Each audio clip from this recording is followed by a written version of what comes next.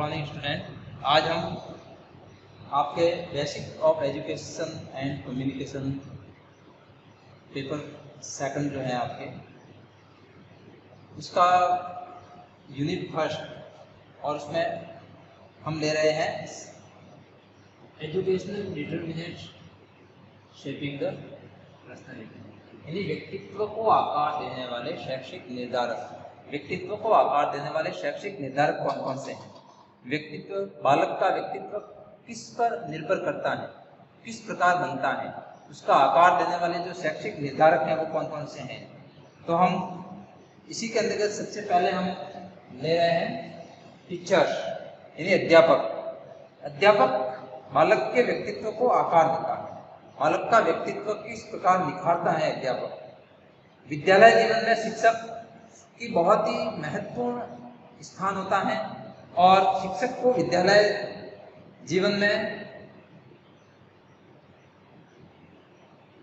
वह बालक के सामने अपना व्यक्तित्व प्रस्तुत करता है। यानी बालक टीचर्स को देखकर सीखता है और संपूर्ण समाज में, सिर्फ और सिर्फ विद्यालय में ही नहीं, संपूर्ण समाज में टीचर्स का बहुत ही महत्वपूर्ण स्थान होता है। इसलिए हम सबसे पहले टीचर्स व्यक्तित्व को आकार देने वाला बहुत ही महत्वपूर्ण शैक्षिक निर्धारक है। वह भविष्य निर्माता है। टीचर्स भविष्य निर्माता के रूप में व्यक्तित्व को आकार देता है।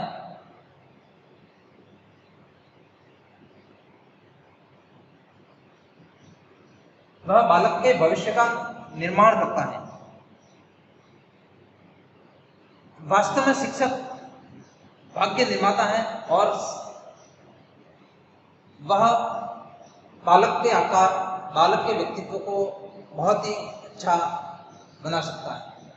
वही भाग्य के निर्णायक होता है, बालक के भाग्य का निर्णायक होता है और राष्ट्र का निर्माता भी होता है। इसलिए उसको बालक के भविष्य का निर्माता भी कहा गया है।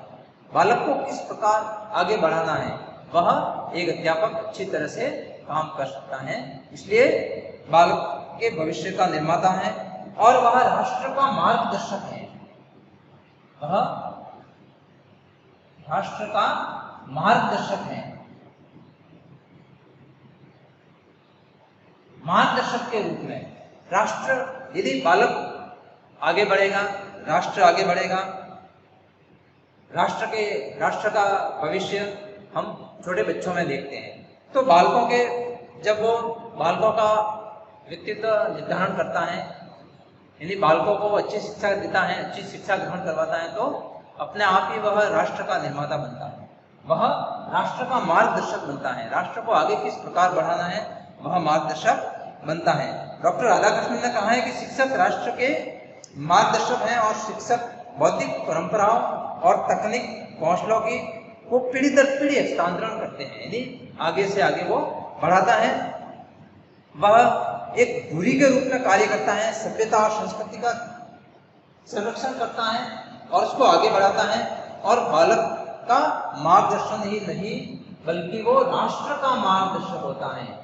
बालक का ही मार्गदर्शक नहीं, जब वो बालकों को शिक्षा देता है तो बालक आगे जाकर राष्ट्र का निर्माण करते हैं, वही राष्ट्र का भविष्य होते हैं। इसलिए वह राष्ट्र का मार्गदर्शक होता है। राष्ट्र की उन्नति में इसका बहुत ही महत्वपूर्ण स्थान होता है अध्यापक का।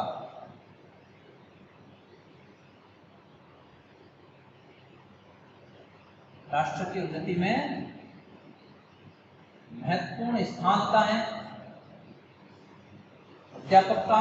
इसलिए वह बालक को भविष्य का निर्माण जब करता है तो वह आगे जाकर राष्ट्र की उन्नति में योगदान देता है।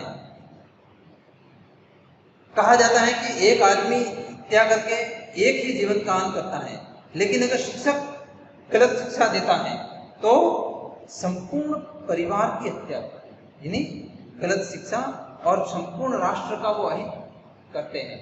यानी एक बालक, अगर एक अध्यापक वह गलत शिक्षा देता है तो बहुत सारे बच्चों पर असर पड़ता है और आगे जाकर वो वैसे, इसलिए अध्यापक को हमेशा अच्छी शिक्षा देनी चाहिए। अध्यापक हमेशा ही अच्छी शिक्षा देता है और वह आगे जाकर राष्ट्र के उन्नति में बहुत ही महत्वपूर्ण योगदान देते हैं बालक। इसलिए अध्यापक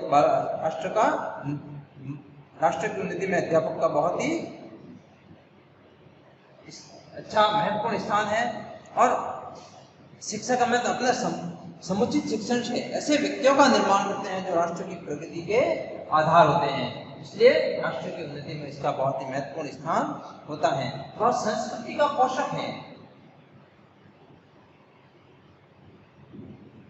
संस्कृति का पोषक है, संस्कृति को आगे बढ़ाता है, देश की संस्कृति को आगे बढ़ाता है और शिक्षक के माध्यम से संस्कृति पीढ़ी दर पीढ़ी हस्तांतरित होती है।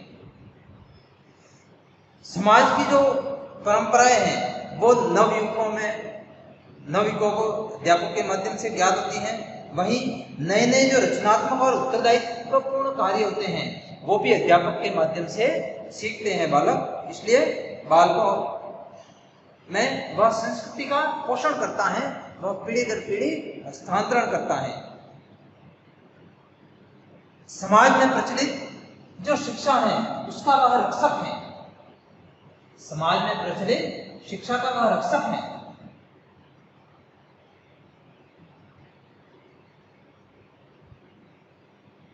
शिक्षा को जो शिक्षा पीढ़ियों से चली आ रही है वह उसको आगे बढ़ाता है।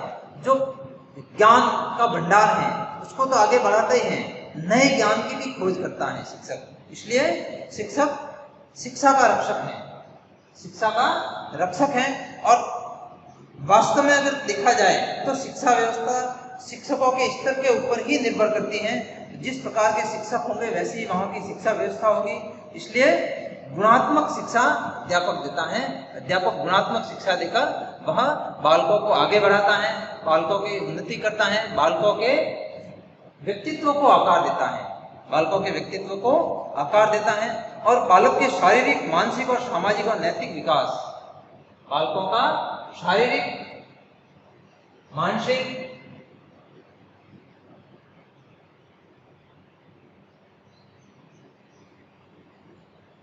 नैतिक, सामाजिक विकास में बहुत ही महत्वपूर्ण योगदान है। शिक्षक का बहुत ही महत्वपूर्ण योगदान है और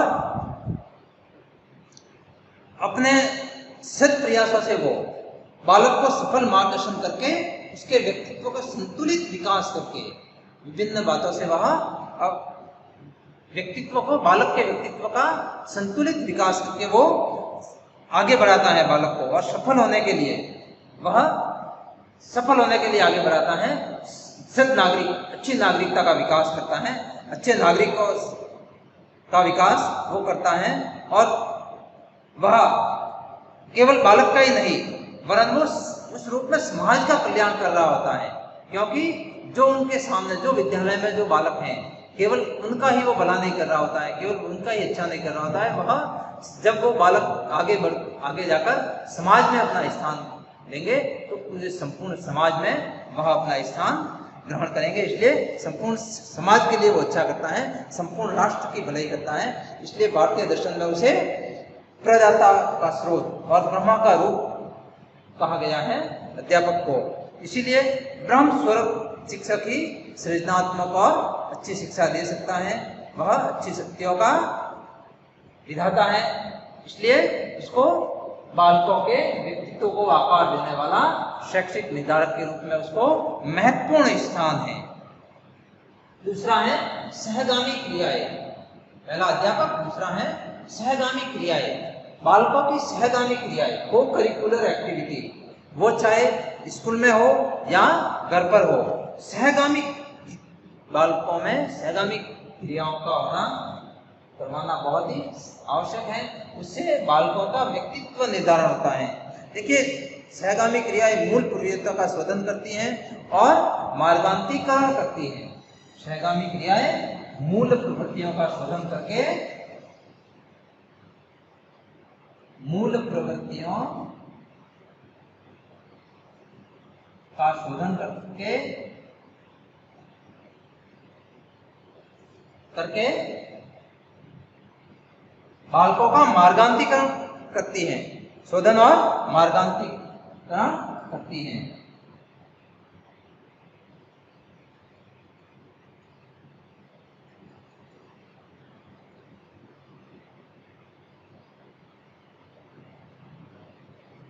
इन्हीं बालकों को मार्गदर्शन देते हैं,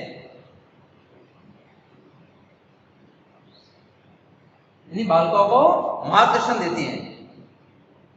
प्रत्येक बालक के अंदर कुछ मूल प्रवृत्तियों के साथ साथ, प्रत्येक बालक कुछ मूल प्रवृत्तियों के साथ जन्म लेता है। हर बालक के अंदर अपनी कुछ मूल प्रवृत्तियां होती हैं और जन्म के समय वो मूल प्रवृत्तियां तीव्र नहीं होती, वो कम होती हैं, लेकिन वह मूल प्रवृत्तियों के साथ अवश्य जन्म लेगा। जैसे जैसे उसका विकास होता है वैसे वैसे उसमें तीव्रता आती जाती है, मूल प्रवृत्तियों में तीव्रता आती जाती है। और जो कुछ मूल प्रवृत्तियां अपने प्राकृतिक रूप में समाज के लिए हानिकारक हो सकती हैं, तो कुछ मूल प्रवृत्तियां अच्छी भी हो सकती हैं। इसलिए जो मूल प्रवृत्तियां समाज में हानिकारक होती हैं उसका शोधन करती हैं को करिकुलर एक्टिविटी, और जो समाज को आगे बढ़ा सकती हैं वैसी लाभदायक, सामाजिक दृष्टि से लाभदायक जो को करिकुलर एक्टिविटी है, इसके माध्यम से सामाजिक जो मूल प्रवृत्तियां जो लाभदायक हैं वह सहगामी क्रियाओं के माध्यम से अच्छी बनती हैं, आगे बढ़ती हैं। इससे बालक का विकास होता है और पाठ्य सहगामी क्रियाओं द्वारा कार्य सरलता से हो सकता है। मूल प्रवृत्तियों का शोधन और उनका मार्गांतरीकरण, जो समाज के लिए हानिकारक है उनका शोधन और उनको अच्छी दिशा प्रदान करना को करिकुलर एक्टिविटी के माध्यम से बहुत ही अच्छी तरह हो सकता है। नागरिकता की शिक्षा देती है, सहगामी क्रियाएं नागरिकता की भी शिक्षा देती है। समाज में अच्छा नागरिक किस प्रकार बना जाए,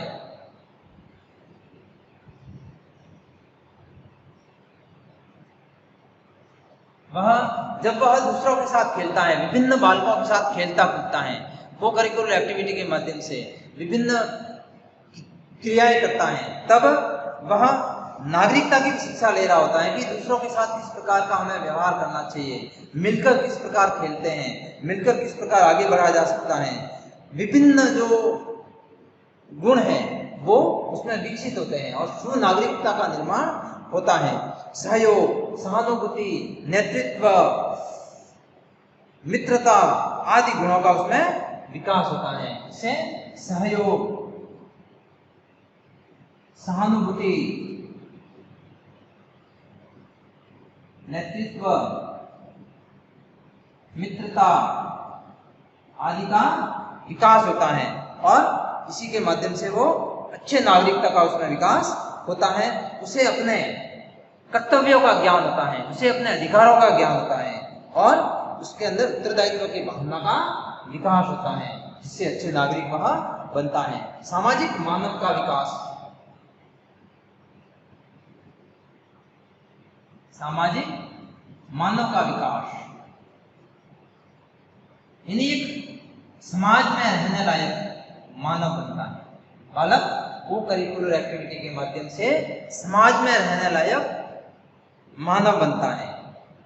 विभिन्न क्रियाएं के माध्यम से वो समाज सेवा, जैसे स्काउटिंग है, स्काउटिंग चलती है, जैसे एनएसएस चलता है, इन विभिन्न जो को करिकुलर एक्टिविटियां जो कॉलेज और स्कूल लेवल पर स्तर पर चलती हैं, उसके माध्यम से उनमें सामाजिकता आती है, सामाजिक मानव का विकास होता है। वो विभिन्न माध्यमों से समाज सेवा किस प्रकार की जाए वह सीखता है और अपने सामाजिक व्यवहारों का ज्ञान प्राप्त करता है। सामाजिक व्यवहार किस प्रकार, समाज में किस प्रकार व्यवहार किया जाए, वो ज्ञान प्राप्त करता है। उसमें बुराइयां और कुरीतियों से अवगत होकर वो उनको मिटाने का प्रयास करता है। इसी प्रकार से अवकाश के समय का वह सदुपयोग करता है, वह अवकाश के समय का सदुपयोग भी करता है सहगामी क्रियाओं के माध्यम से।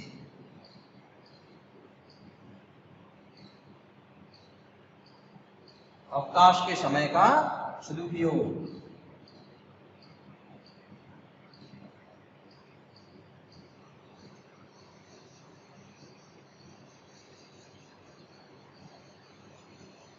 वह अवकाश के समय का सदुपयोग करना सीखता है। सहगामी क्रियाओं के माध्यम से बालक अपनी रुचि के अनुसार विभिन्न खेल खेलता है, विभिन्न खेलों में भाग लेता है या विभिन्न सहगामी क्रियाओं में वो भाग लेता है और अपने समय का सदुपयोग करना सीखता है। यदि वह कहते हैं कि खाली दिमाग शैतान का घर होता है, अगर वह खाली बैठा रहेगा बालक तो कुछ न कुछ शैतानियां करेगा। इसलिए वह अवकाश के समय, वह खाली बैठे समय क्या काम करे उसके वह सीखता है। इसके अवकाश के समय में जैसे बहुत सारे हम देखते हैं, बहुत सारे स्कूलों में और कॉलेजों में जो पर्यावरण शिक्षा है या विभिन्न जो को करिकुलर एक्टिविटी होती है उसके माध्यम से कई बार जैसे अलग अलग सिक्के इकट्ठे करने हैं, कई बार जैसे अलग अलग पत्तियां, अलग अलग वनस्पति की पत्तियां लाकर इकट्ठी करनी है, या इस प्रकार के विभिन्न गेम या कोई चित्र बनाना है या इस प्रकार की पेंटिंग तो वो उसके माध्यम से क्या करता है कि अपने अवकाश का सदुपयोग, अपना जो खाली समय है उसका सदुपयोग करना सीखता है। किस प्रकार से खाली समय का सदुपयोग अपनी रुचि के अनुसार किया जाए। नेक्स्ट है समुचित विकास। बालक का समुचित विकास होता है। को करिकुलर एक्टिविटी के माध्यम से बालक का समुचित विकास होता है, उसका हर प्रकार का विकास होता है। वह शरीर स्वस्थ बनता है, उसका शारीरिक विकास होता है, उसका मानसिक विकास होता है, उसका खेलकूद के माध्यम से शारीरिक विकास होता है, उसका मानसिक विकास होता है, उसका नैतिक विकास होता है। वह दूसरों के साथ जब खेलता कूदता है, काम करता है तो उसका नैतिक विकास होता है, उसका सामाजिक विकास होता है। इनके माध्यम से हर प्रकार का उसका विकास होता है। शारीरिक विकास, शारीरिक हो, मानसिक हो, नैतिक हो, सामाजिक हो, हर प्रकार का विकास बालक का होता है और वह अपनी पर्सनैलिटी को आकार देने में सहगामी क्रियाएं बहुत ही सहायक हैं। सहगामी क्रियाओं के माध्यम से उसमें अनुशासन आता है, बालक में अनुशासन का विकास होता है।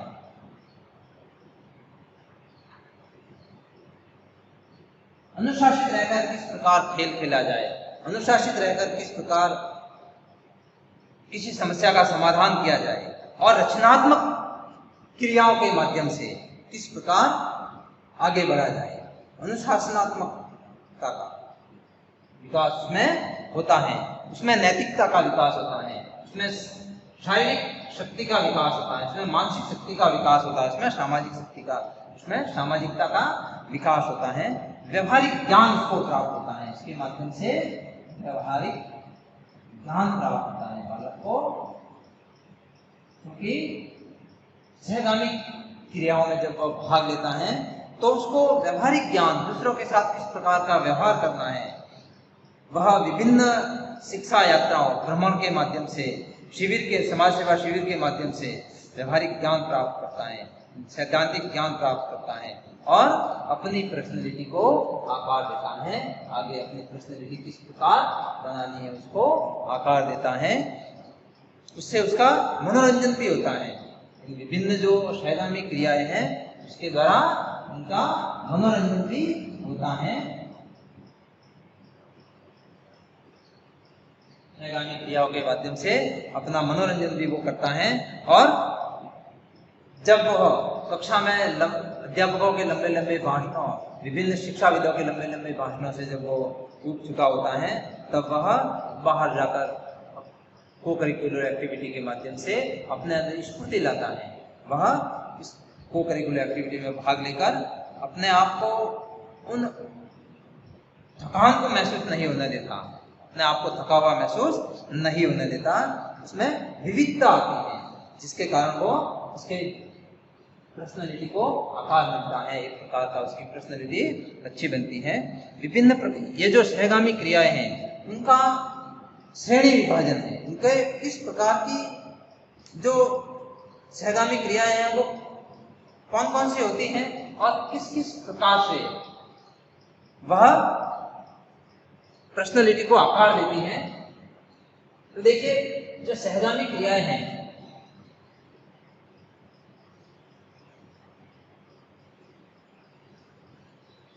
उसके प्रकार कौन कौन से हैं और किस किस प्रकार वह सबसे पहली सहगामी क्रियाएं हैं शैक्षिक क्रियाएं।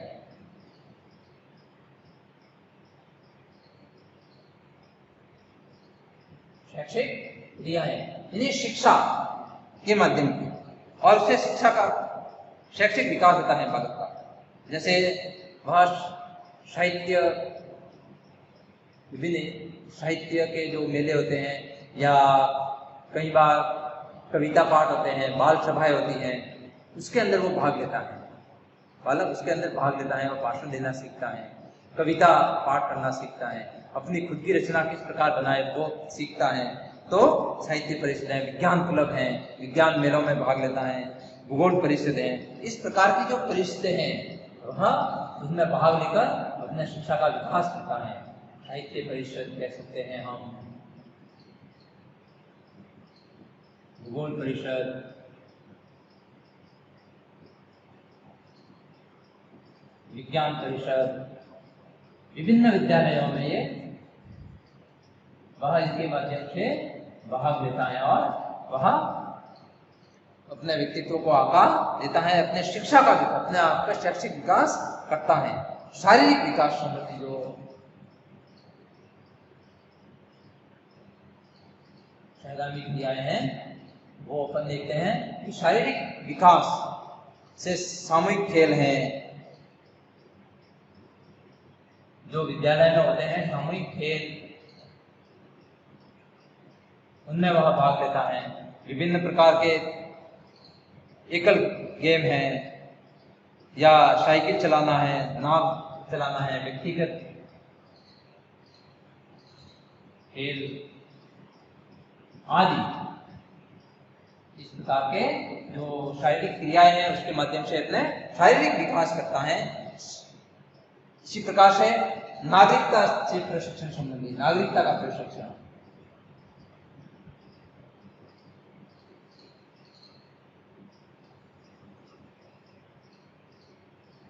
नागरिकता के प्रशिक्षण संबंधी अगर आप देखें तो विभिन्न प्रकार की जो श्रमदान है, बाल सभाएं हैं, बाल संसद है, बाल सभा, इस प्रकार के जो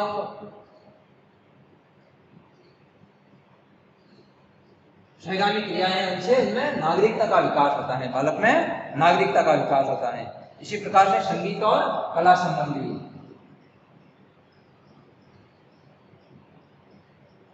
संगीत और कला संबंधी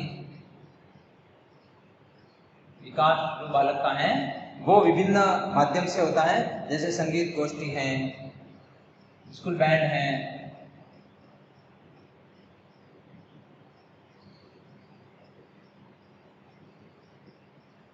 इन माध्यम से उनमें संगीत और कला संबंधी विकास होता है और वह अपने जीवन को आगे बढ़ाता है। विभिन्न प्रकार की जो सामान्य क्रियाएं हैं, इसी प्रकार से सामान्य जो क्रियाएं हैं जैसे स्काउटिंग है, बुलबुल है, गाइड है, उसके माध्यम से वो समाज सेवा सीखता है, सामाजिक सेवाएं सीखता है और वह इसी माध्यम से और भी बहुत सारी क्रियाएं होती हैं जैसे खिलौने बनाना है, सिलाई है, साबुन बनाना है, ये सारे बहुत सारे स्कूलों में सहगामी क्रियाएं होती हैं और उसके माध्यम से वो अपनी पर्सनैलिटी को आकार देता है, अपनी पर्सनैलिटी बनाता है, वो अपने व्यक्तित्व को आगे बढ़ाता है और व्यक्तित्व किस प्रकार आगे बढ़े वह उसमें देखता है।